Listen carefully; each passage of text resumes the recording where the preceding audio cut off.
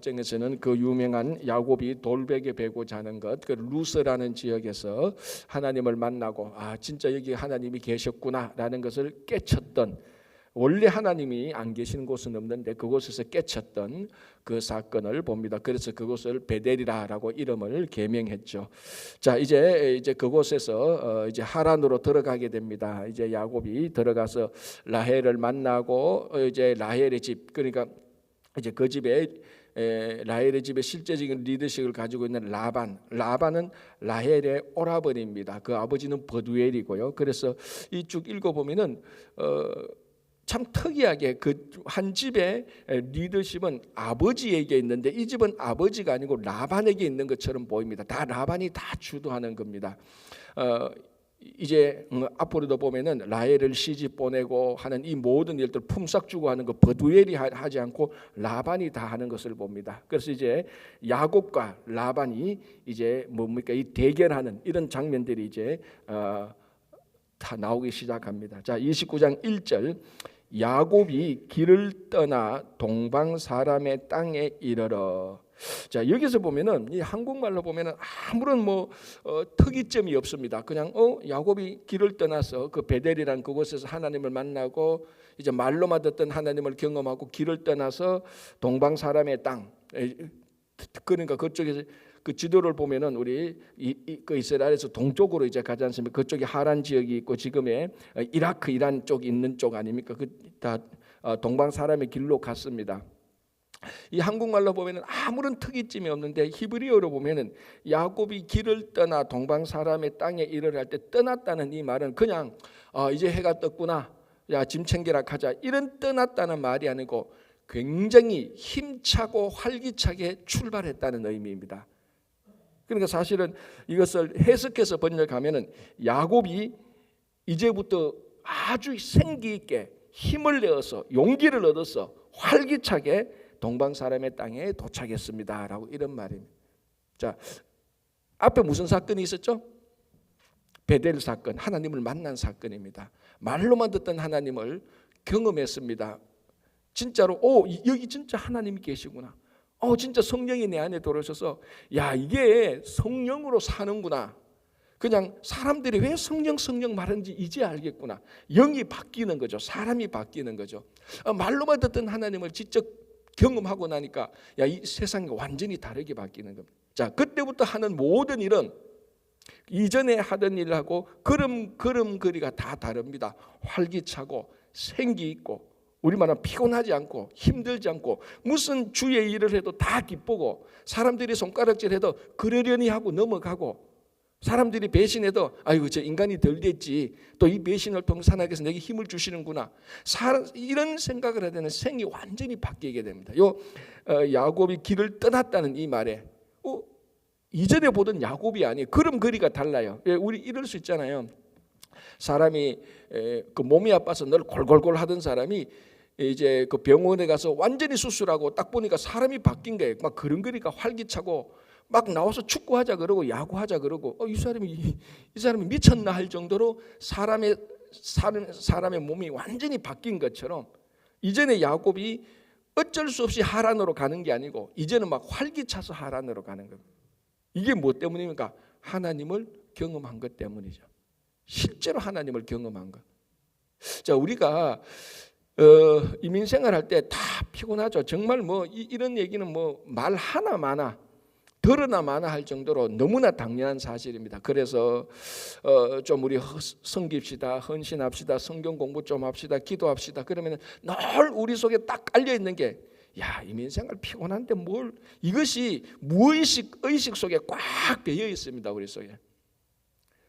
문제는 우리가 힘들고 피곤한 게 아니고 진짜 문제는 이 베델에서 야곱이 하나님을 만난 그 경험이 우리들에게 부족한 겁니다. 이게 문제예요. 여러분 그 빅터 프랭클이라는 사람이 썼는 죽음의 수용소라는 책이 있습니다. 여러분 설교 시간에도 많이 들어봤는데 이 사람이 홀로코스트에서 살아남지 않습니까? 감옥에서. 그런데 그 사람은 그 감옥에서도 홀로코스트 그 감옥에서도 의미를 발견했습니다. 자기가 살아가는 삶의 의미를 발견. 그래서 이 사람이 이제 그 다음부터 나와서 이제 모든 인생은 참된 의미를 발견하기만 하면은 힘들지 않고 괴롭지 않다는 겁니다. 새로운 의미를 발견하면 삶에 가치가 있다는 것을 그 지구상에서 가장 괴로운 감옥에서 그걸 발견했습니다. 야곱도 똑같지 않습니까? 지금 뭐 괴롭고 외롭고 힘들고 불평스러운데 하나님을 딱 만나니까 사람이 바뀌니까 걷는 그림이 완전히 다른 겁니다. 그래서 우리 삶이 힘들고 어렵고 따분하다, 그게 문제가 아니라니까요. 하나님을 못 만나는 게 문제지. 우리의 영이 안 바뀐 게 문제지. 이것만 바뀌면은 이민생활이 이거보다 2배 3배 어려워도 아무 문제 없습니다. 그래서 여기서 야곱이 길을 떠났다라는 이 떠났다는 말은 완전히 새롭고 생기차고 활기찬 그런 이제 사람으로 된 겁니다. 자, 이제 동방 땅에 들어갔습니다. 아직 뭐 넓은 땅이죠, 그죠? 2절 본적 들에 우물이 있고, 항상 우물로 가야 됩니다. 왜 그렇죠? 거기 마실 물이 있고 또 거기에 사람이 있으니까. 그러니까 우물은 모든 것의 센터입니다. 실제로 물도 먹어야 되고 사람도 모여야 되고 거기서 정보도 얻고, 그래서 항상 우물 쪽으로 갑니다. 그런데 뭐 우물이 뭐 하나만 있는 건 아니지 않습니까? 뭐 이쪽에도 있고 저쪽에도 있고, 마치 우리 운전하러 갈 때 고속도로에서 어느 휴게소에서 쉴까라는 것처럼 이런 거하고 마찬가지입니다. 그리고 본적 우물이 있고 그 곁에 양 세 떼가 누워 있으니 이는 목자들이 그 우물에서 양떼에게 물을 먹임이라. 큰 돌로 우물 아기를 덮었다가 모든 떼가 모이면 그들이 우물 아기에서 돌을 옮기고. 자, 이게 그 아브라함의 종이 리브가를 만날 때 우물가에서 만나지 않습니까? 자, 그때 이 리브가가 우물을 할 때 한국처럼 뚜레막을 밑에 넣어서 물을 이렇게 길어오는 것이 아니고, 우물이 큰 우물이라서 사람이 직접 계단 같은 걸로 내려가서 물을 바게스에 담아가지고 올라오는 겁니다. 큰 우물입니다. 그런데 이게 이제 평소에는 이 우물에 악이라 그러죠. 그걸 큰 돌로 덮어 놓습니다. 왜? 먼지도 들어가기도 하고, 또 뭐 다른 사람들이 혹시 이 우물에 우리말로 하면 독을 탈 수도 있고, 그래서 이 우물에 큰 돌로 덮어 놨다가 사람들이 모이면은 뭐 어떤 기준이 있겠죠. 사람들이 모이면은 자, 이제 이 우물 아기를 드러내고 이제 사람들이 와가서 물을 다 이제 자기가 필요한 만큼 가지고 오는 겁니다. 자, 그래서 이제 그 우물에 도착했습니다. 그러니까 이렇게 말하죠. 모든 떼가 모이면은, 사람들이 모이면은, 목자들이 양을 데리고 모이면은, 한 사람 말고 사람들이 좀 모이면은 그 우물 아기를 덮고 있는 뚜껑, 큰 돌 뚜껑을 우리가 드러내고 물을 길어올 것이다, 이런 말입니다. 자, 다시 3절 모든 떼가 모이면 그들이 우물 아기에서 돌을 옮기고 그 양떼에게 물을 먹이고는 우물 아기 그 자리에 다시 그 돌을 덮더라.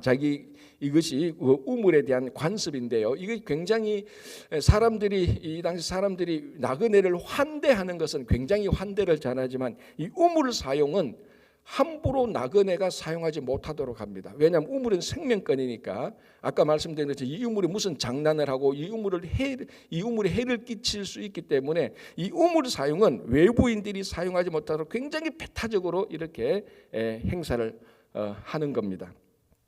자, 4절 야곱이 그들에게 이르되 내 형제여 어디서 왔느냐?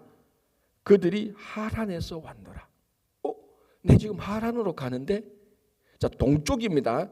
자, 지금 야곱이 처음 가는 길이잖아요. 평생 태어나서 처음 자기 어머니 고향으로 가는 겁니다. 뭐 내비게이션이 있는 것도 아니고 GPS 아무것도 없습니다. 하여튼 말만 듣고 동쪽으로 쭉 갑니다. 동쪽으로 쭉 가다가 우물이 있으니까 거기서 멈췄으니까 다 사람들이 있으니까 묻습니다. 당신들 어디서 온 사람이요? 라니까 하란에서 왔대. 내 하란으로 가는데? 잘 됐습니다. 그럼 혹시 하란에, 자, 묻죠. 5절 야곱이 그들에게 이르되 너희가 나홀의 손자 라반을 아느냐? 아마 제 같으면 그랬습니다. 대서 뭘 물어봐. 그 라반이 그 하란에 얼마나 사람들이 많아. 라반을 어떻게 알겠어? 우리가 가서 찾으면 돼. 아마 제같이 좀 소심한 사람은 그렇게 말할 겁니다. 그런데 이 야곱이 묻습니다. 하란에서 왔어요? 혹시 나홀의 손자 라반을 압니까? 혹시에 진짜로. 자, 그러니까 어떻게 말합니까? 5절 끝에 이르되 아노라. 그 사람을 안대. 이거 일이 좀 제대로 돼가네. 6절 야곱이 그들에게 이르되 그가 평안하냐 이르되 평안하니라. 아는 정도가 아니고 그 사람의 상황을 다 알고 있어요. 자, 우리가 알지 않습니까? 홍길동 아마 홍길동 내 알지. 그 잘 있나니까 내가 그 정도는 모르고. 그런데 홍길동이 잘 있나? 잘 있지. 내가 지난주에도 같이 점심 먹었어. 지금 이 말이에요. 그러니까 이 얘기에 모인 목자들이 라반을 잘 알아요. 이럴 수가? 자, 묻습니다. 자, 그리고 말합니다. 그 사람이 평안하니라. 그의 딸 라헬이 지금 양을 몰고 오느니라. 라반을 아는 것만 해도 우리말로 이게 되게 좋은 건데 그의 딸 라헬이 있대. 그리고 지금 오고 있대. 이쪽으로. 우연도 이런 우연이 없죠. 이제 이래 말하면 예수 안 믿는 사람들이 말하는 거죠. 우연도 이런 우연이 없다. 이렇게 말하면 예수 안 믿는 사람들이 한 10,000분의 1 가능성 가운데 하나 맞춘 거고, 자, 예수 믿는 사람은 뭘 즉각 알아야 됩니까? 이런 상황에서 하나님이 정확히 양쪽을 인도해서 만나게 했다는 겁니다. 정확히. 자, 보십시오. 어디서 왔느냐? 하란에서 왔다. 라반을 아느냐? 라반을 안다. 잘 안다. 안부까지도 안다. 그리고 그의 딸 라헬이 지금 온다. 맞아떨어지는 게 5, 6개가 그대로 동시에 다 맞아떨어져야 요 상황이 되는 거예요. 시간과 공간이 정확히 요때 맞아떨어지는 게, 그러니까 이런 한 5가지가 동시에 딱 맞추어져야 지금 요 상황이 이루어지는 겁니다. 이게 우연인가요? 물론 우연일 수도 있죠. 사람들은 이 우주 존재 자체도 우연으로 어떻게 하다가 뭐가 만나가지고 미생물이 돼가 이렇게 생각하는 사람들이야 모든 게 다 우연으로 생각합니다. 모든 게 다 우연으로 생각하면 성경 볼 필요는 하나도 없습니다. 그죠? 모든 게 우연이라 생각하는 사람이 새벽 기도 나와서 기도할 일은 없죠. 다 우연에 맡기면 되니까. 이거는 우연이 아니고 정확히 하나님의 인도하심입니다. 자, 우리가 리브가를 만날 때 다메섹의 그 종 다메섹 엘리에셀이 우물가에 와서 리브가를 만날 때도 이 종이 계속해서 기도하며 오지 않습니까? 하나님께서 만나게 해주는 사람이 누굴까? 하나님께서 나를 어디로 인도할까?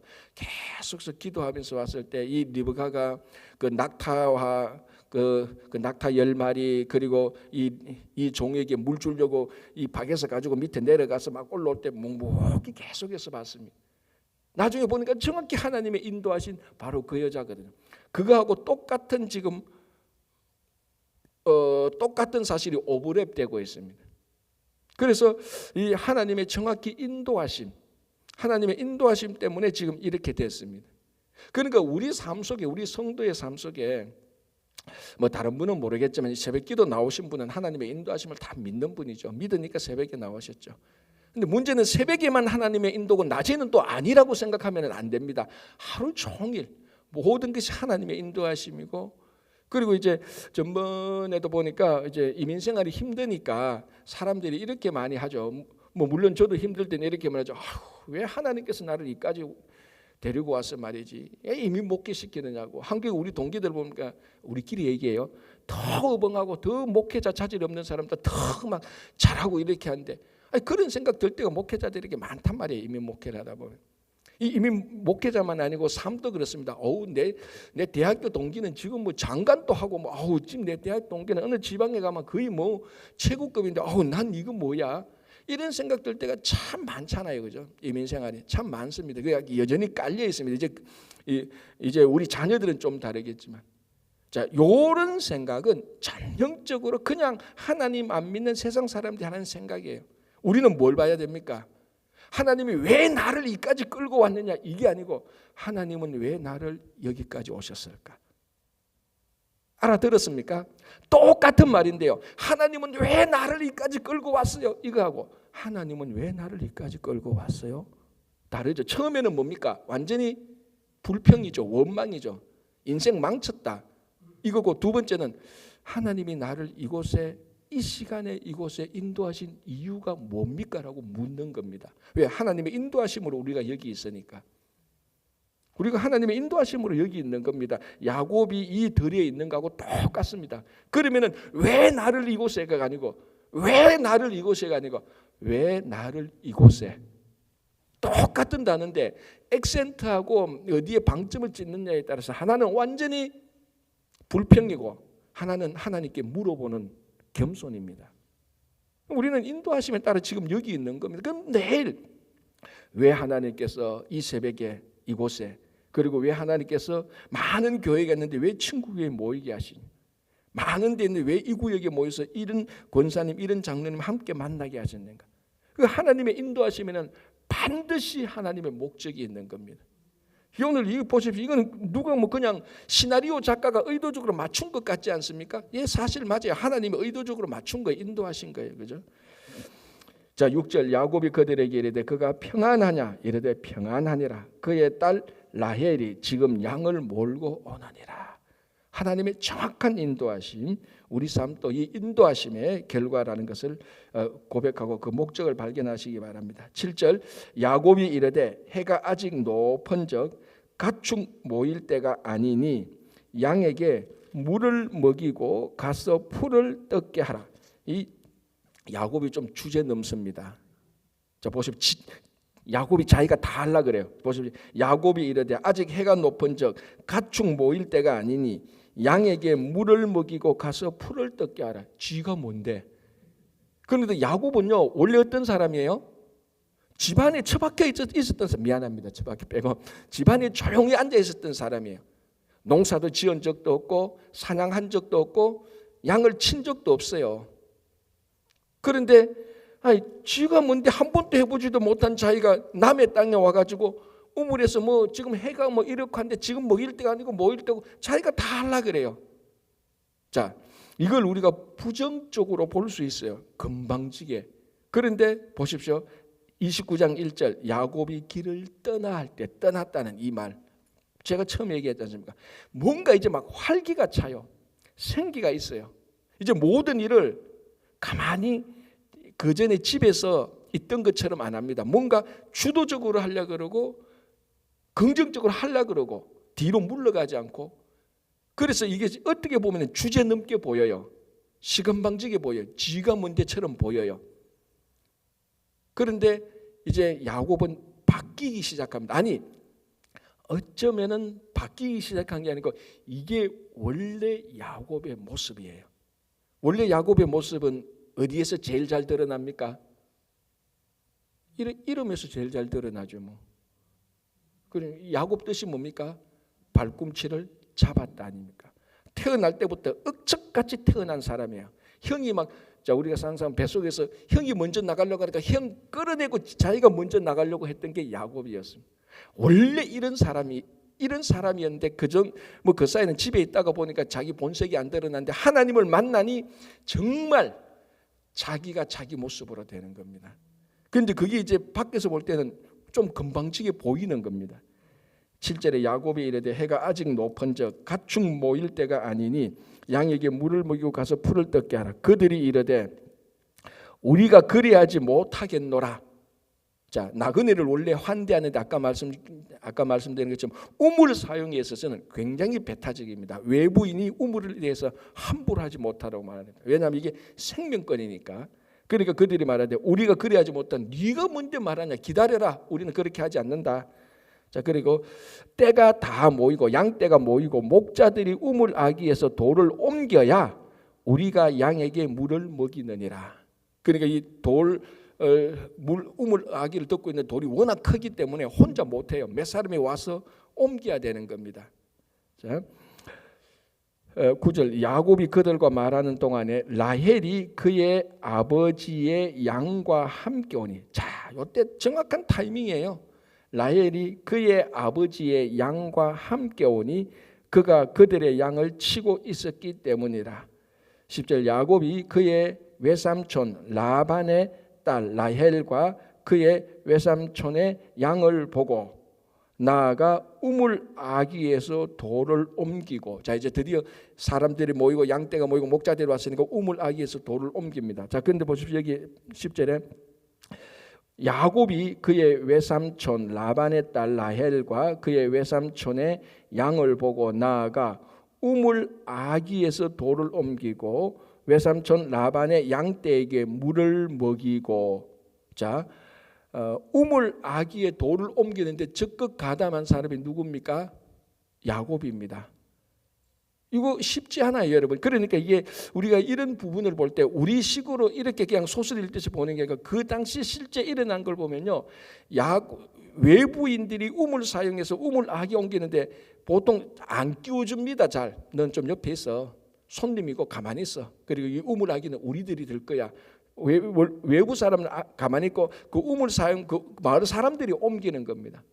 그런데 야곱이 끼어들고 나도 할래 이런 식의 굳이 말하죠. 그래서 야곱이 그 우물 아기도 그 우물 뚜껑도 덜어내고 라반의 양떼에게 물을 먹이고, 처음 만났는데 그 양떼에게 물을 다 먹입니다. 자기가.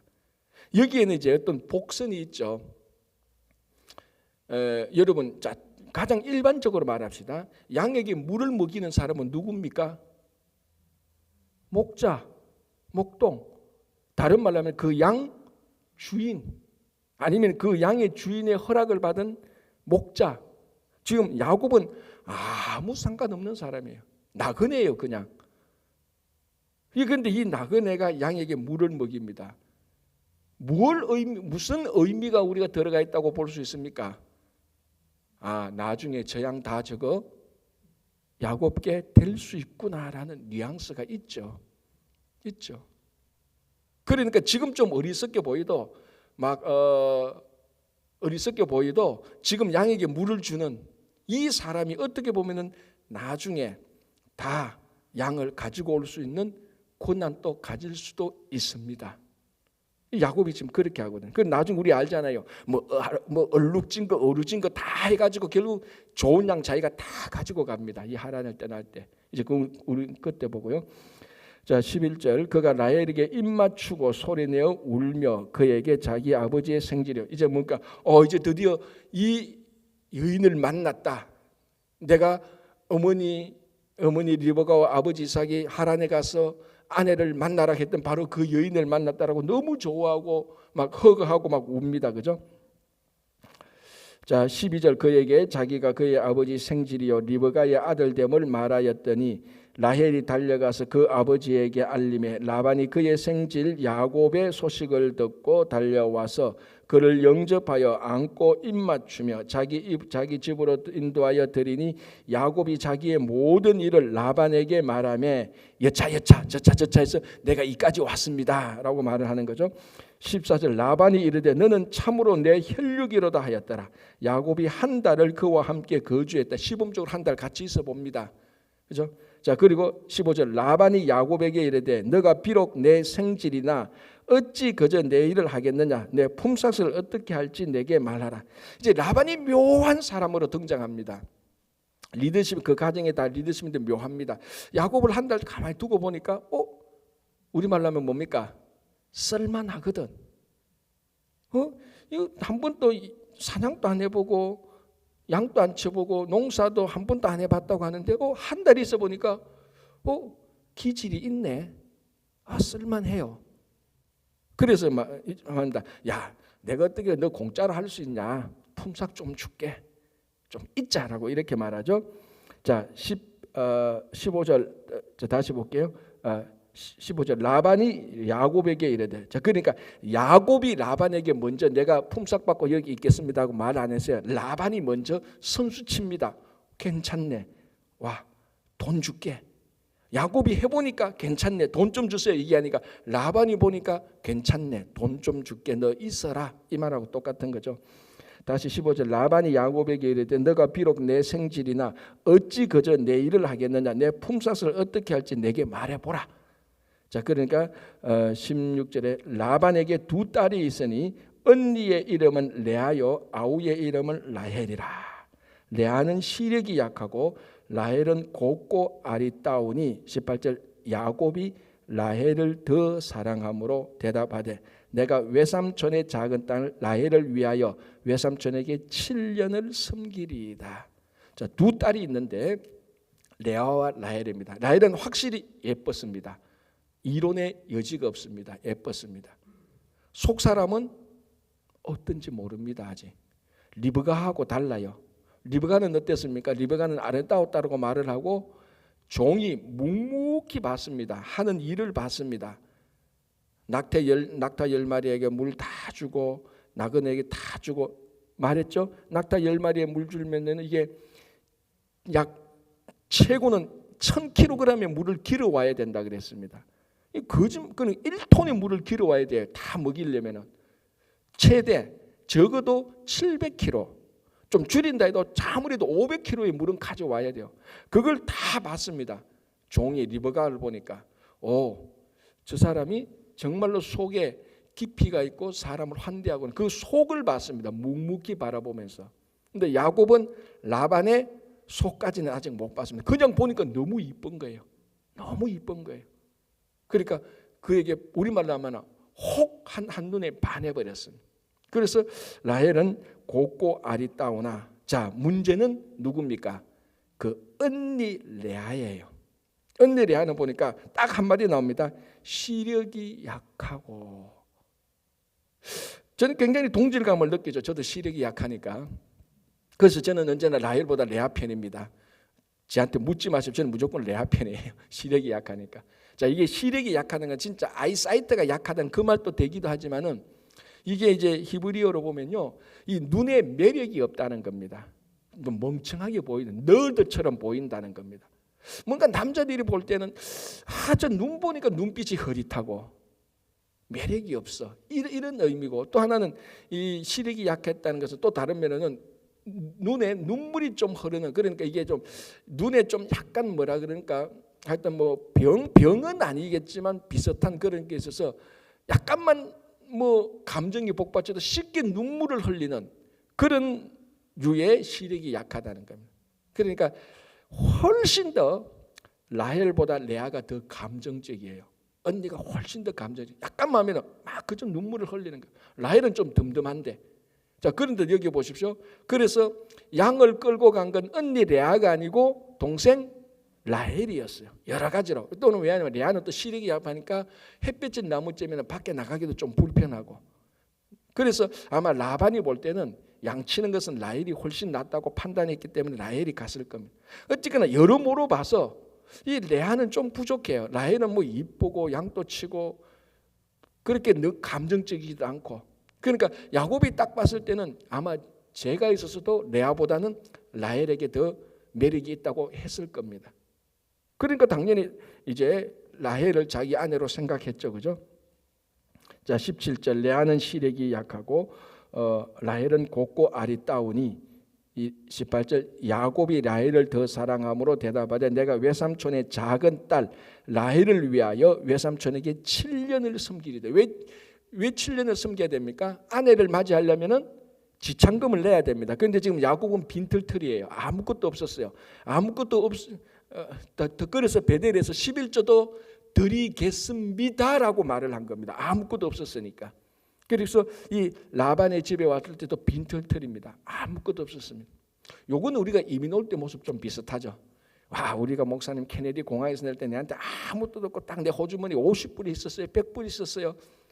그런데 하나님께서 도와주셔서 집도 사고 우리 아들 딸도 잘 되고 제가 건강도 하고 직장도 하고, 요런 패턴이에요. 요런 패턴. 빈털터리로 와서 아무것도 없었어요. 근데 나중에 돌아갈 때는 엄청나게, 와이프만 몇 명?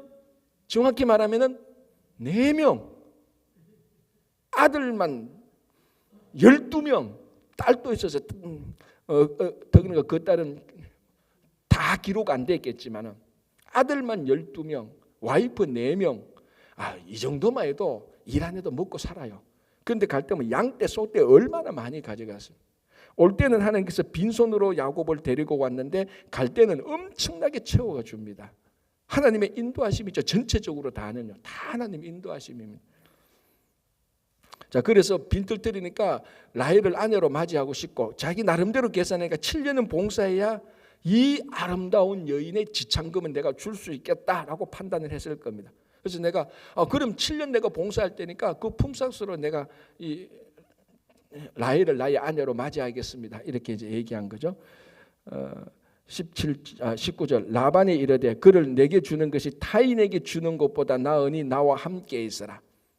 여기에 이 19절에 라반의 교묘한 수가 들어가 있습니다. 교묘한 말을 거짓말도 아닌데 거짓말이고 참말인데 참말이 아닌 것처럼, 거짓말인데 참말인 것처럼, 참말인데 거짓말처럼 아주 묘합니다. 내가 작은 딸 라헬을 아내로 주십시오.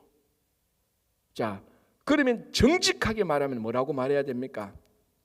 자네 라헬을 아내로 맞이하더라도 뭐라고 말해야 돼요? 언니가 결혼할 때까지 기다려야 돼 라고 미리 노티스를 줘야 됩니다. 그 말 안 해요. 그냥 싹 그 말은 안 하고, 야 그렇지, 이거 다른 사람들, 내 딸을 다른 사람들에 주는 것보다 너한테 주는 게 낫지.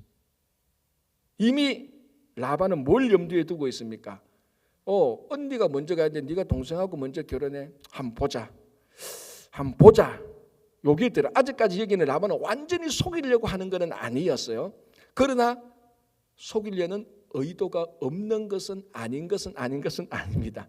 묘하게 말합니다. 타인에게 주는 것보단 내게 주는 게 옳다. 거짓말도 아니고 거짓말입니다. 속이는 것도 아니고 속이는 것이었어요.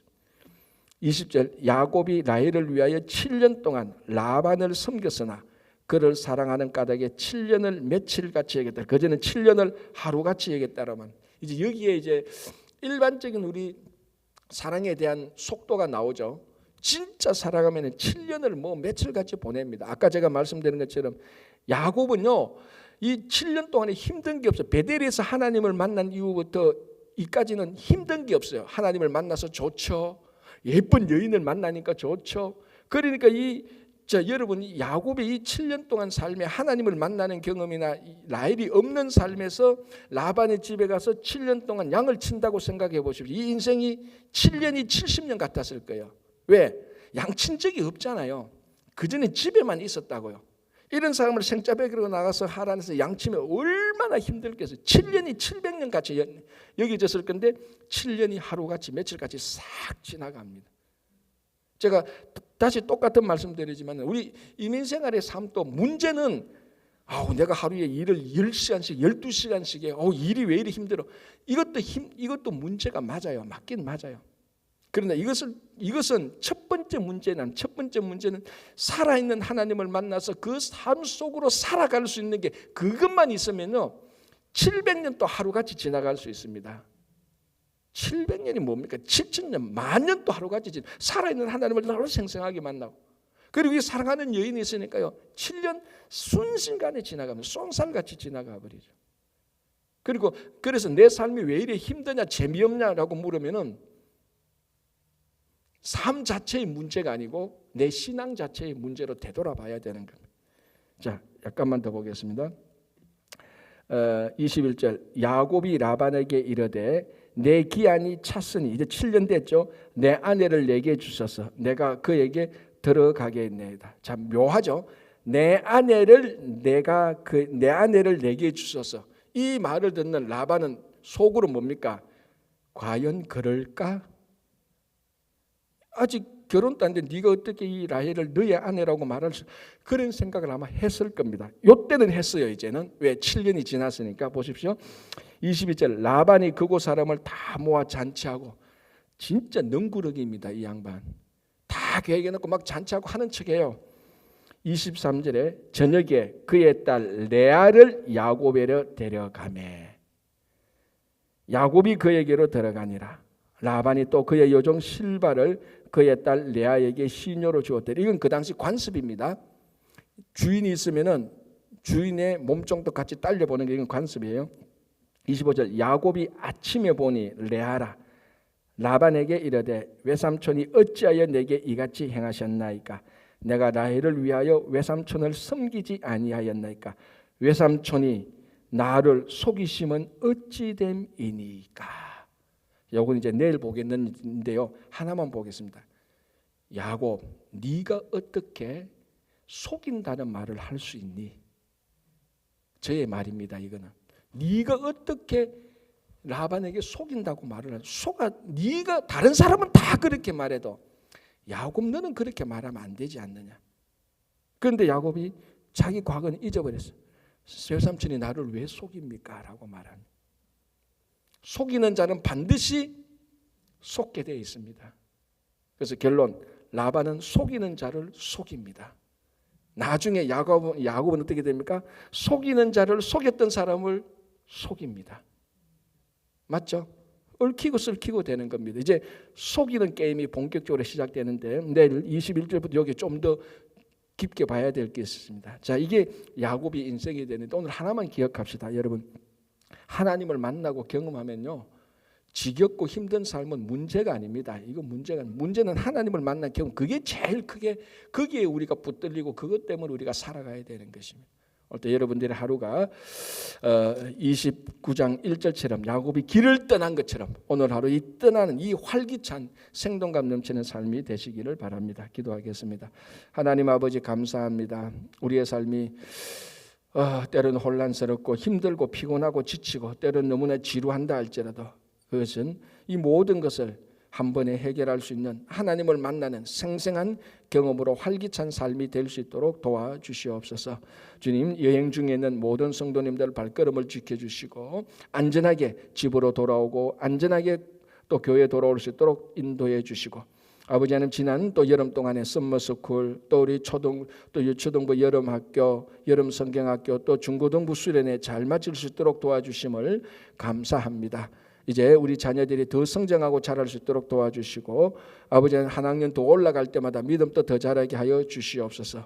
이번 주일에 있는 성경 퀴즈 대회도 함께하여 주시고, 또 9월 초에 있을 특별 새벽기에도 함께해 주시고, 무엇보다도 10월 초에 있는 선교 바자회를 통하여서 우리에게 맡겨주신 사명을 잘 감당할 수 있도록 인도하여 주시옵소서. 병 중에 있는, 연약한 중에 있는, 그리고 낙담 중에 있는 모든 성도님들 지켜주시고 빨리 회복하게 하시고 그 자리에서 다시 하나님을 경험하고 그 자리를 훌훌 털고 일어나게 하여 주시옵소서. 예수님 이름으로 감사하며 기도하옵나이다. 아멘. 자, 이렇게 기도하시고